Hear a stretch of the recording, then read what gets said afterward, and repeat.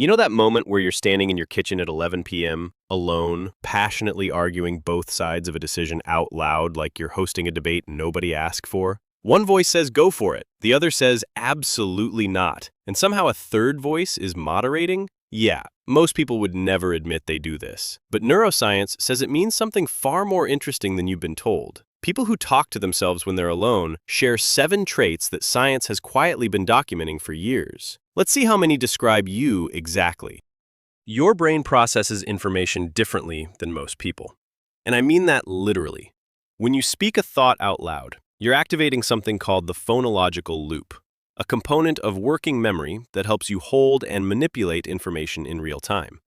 Most people do this internally, that quiet inner voice. But people who externalize it, who actually say the words, their brains are engaging an additional layer of cognitive processing.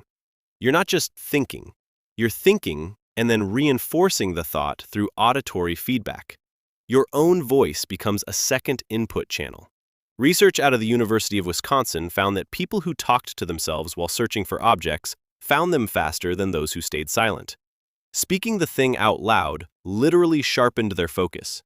So when you're tearing apart your apartment going, they're not on the counter, already checked the counter, why would they be in the fridge? Check the fridge anyway. That whole narrated scavenger hunt you're performing for an audience of 0, your brain isn't malfunctioning, it's optimizing. You've stumbled into a cognitive hack that most people never use because they're too worried about looking weird. But the reason you talk out loud isn't just about processing tasks. The next part is the one that catches people off guard. Because the people who talk to themselves aren't just processing information differently, they're processing emotions differently too. You're probably more emotionally intelligent than average. Sounds counterintuitive, right? You'd think talking to yourself is the opposite of social awareness. But here's what's actually going on. When you narrate your emotions out loud, when you say things like, okay, that really bothered me, or why am I so anxious right now? You're doing something psychologists call affect labeling. And neuroscience research has shown that the simple act of naming an emotion out loud reduces its intensity. Your amygdala, the part of your brain that processes emotional reactions, actually calms down when you verbalize what you're feeling. It's like your brain has a pressure valve, and your voice is what releases it. You're essentially calling yourself for advice. And somehow, even though you already know everything you're about to say, it works every time. People who talk to themselves regularly are essentially running an ongoing emotional processing system. They're not suppressing feelings, and they're not being overwhelmed by them either. They're metabolizing emotions in real time. Like a translator working in the background, converting chaos into something manageable. And over the years, that practice builds a kind of emotional fluency that most people never develop because they never learn to have an honest conversation with the one person who's always around, themselves. And that emotional processing connects to something else, something a little harder to talk about. You have a complicated relationship with control, not in a toxic way, but in the sense that you feel a deep need to organize the chaos around you. Talking to yourself is often a way of externalizing your internal planning system. You're running through scenarios, weighing options, structuring your day. You know that thing where you rehearse an entire phone call out loud before actually dialing? Where you practice what you're going to say, then rehearse their possible responses, then prepare follow-up answers to responses that haven't happened yet. And then you've basically had the entire conversation already, and you almost don't even need to call. But you do call, and they say something completely different from every scenario you prepared. And now you're improvising anyway, like an actor who memorized the wrong script. That's not neurotic, that's strategic. Chaotic, but strategic. Research in behavioral psychology found that people who regularly talk through problems out loud tend to make more structured decisions and feel less overwhelmed by complex situations. By hearing your own reasoning, you're essentially giving yourself a second opinion without needing another person. You've built an internal advisory board, and you're the only member. That's not chaos. That's a deeply independent mind doing what it needs to maintain clarity in a world that constantly tries to scatter your attention. But here's the part that might sting a little. Sometimes this need for control through self-talk comes from growing up in environments where things felt unpredictable. When no one else was structuring your world, you started doing it yourself, out loud, because silence didn't feel like peace. It felt like the moment right before something went wrong. And that habit, that need to narrate order into existence, it followed you into adulthood. Not because you're anxious, but because your nervous system remembers what unstructured felt like, and it decided never again. Now here's where you need to pay close attention, because this next part is where most people realize they've been doing something they never fully understood. Pay attention to what you actually say when you're alone. Because people who talk to themselves don't just narrate their actions, they evaluate them. Why did I say that? That was so stupid. God, get it together. Sound familiar? This is your inner critic speaking out loud. And while everyone has an inner critic, yours has a microphone, a stage, and apparently unlimited airtime. Psychologists have studied this extensively, and here's what's interesting. The fact that you externalize self-criticism actually gives you a strange advantage. When the thought stays internal, it feels like an absolute truth. It's just the weather inside your head. But when you hear it out loud, something shifts. Suddenly, you can evaluate it. You can push back. You can say, wait, actually, that's not fair. It's like the difference between thinking someone's mad at you and hearing them actually say it. One you spiral over, the other you can respond to. People who keep their self-criticism entirely internal are more likely to accept it without question. But you, because you've spoken it into existence, have created a space between the thought and the belief. That space is where self-awareness lives. The challenge, and it is a real one, is that this same mechanism can become a loop. If you're not careful, talking to yourself becomes a courtroom where you're always on trial and also always the prosecutor, the defense, and the judge who somehow always rules against you. The jury is also you, and honestly, they were never going to be impartial. The goal isn't to silence that voice. It's to make sure the conversation stays honest and not just punishing. And here's where it takes a turn most people don't see coming. That same voice that tears you apart is also the voice that builds your best ideas. People who talk to themselves tend to have creativity that operates on a completely different frequency. And I don't mean that in a motivational poster kind of way. I mean, you are literally a better brainstorming partner than most people in a room because you're playing every role at once. When you vocalize a thought, you create what cognitive scientists call an external feedback loop.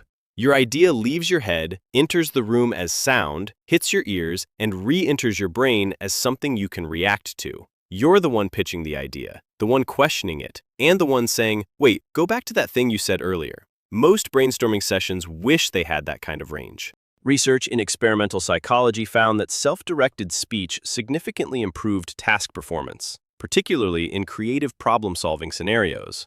People who thought out loud generated more novel solutions and caught their own errors faster. So, when you're pacing the same 3-foot path in your apartment that you've practically worn into the floorboards, delivering a passionate lecture to a houseplant that seems deeply unimpressed, you're not being weird. You're accessing something most people can't reach because they're too self-conscious to think with the volume up. Most people let their best ideas dissolve in the fog of internal monologue. You give yours a voice. Literally.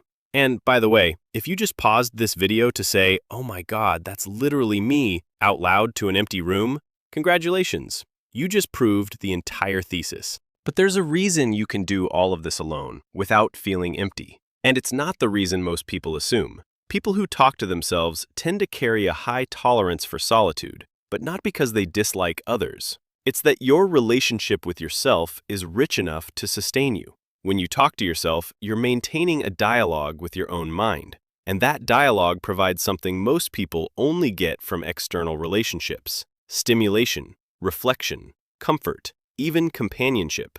Research on people who spend significant time alone found something remarkable. Those who engaged in rich, vocalized dialogue during solitude reported higher satisfaction and lower loneliness than those who were silent and passive. Your habit of talking to yourself isn't filling a void. It's proof that there's no void to fill. Your inner world isn't empty. There's a whole conversation happening in there. A whole ecosystem of thought and observation and running commentary that keeps the lights on even when nobody else is around.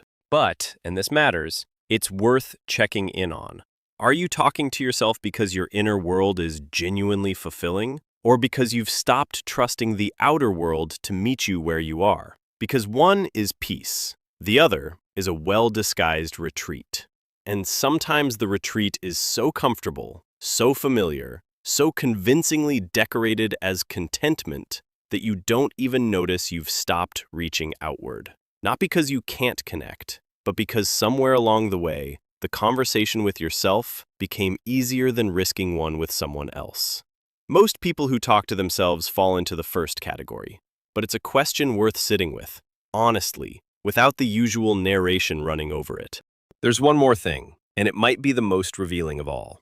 Have you ever caught yourself replaying a conversation out loud? Not just remembering it, but re-speaking it, going through what you said, what they said, what you should have said, complete with hand gestures and facial expressions in an empty room, like you're directing a one-person play nobody bought tickets to. And the best part? You always deliver the perfect comeback. The one you thought of 3 days later, flawlessly, to no one. While a half-eaten sandwich sits on the counter as your only witness. Standing ovation from the sandwich. But this isn't obsession. It's a specific form of memory consolidation. When you vocalize a memory, your brain is filing that experience in multiple folders instead of one. It's like saving the same document to 3 different drives at once. The sound of your voice, the movement of speaking, the cognitive act of constructing the sentence, they all create separate memory anchors. That's why the recollection feels so vivid afterward. You didn't just remember it, you relived it through multiple channels simultaneously. This is also why you find yourself rehashing that awkward thing you said 6 years ago, or whether you were accidentally rude to the cashier last Thursday, or if that text you sent sounded passive-aggressive at 2 a.m. for no reason. Your brain isn't punishing you. It's trying to close a tab that never fully loaded. And until you work through it verbally, until you hear yourself say it and respond to it, that tab stays open, quietly running in the background, using up energy you didn't even know you were spending. So here's the picture. You're not just someone who talks to themselves. You're someone with a brain that demands more engagement than most, more processing, more creative bandwidth, more emotional honesty.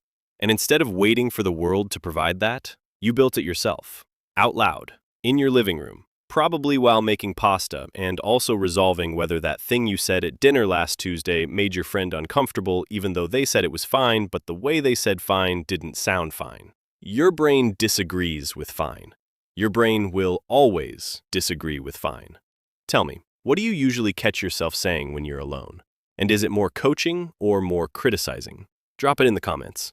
If this just explains something you've never been able to put into words, hit subscribe, because the loudest minds in the world aren't the ones shouting in crowded rooms. They're the ones whispering truths in empty ones.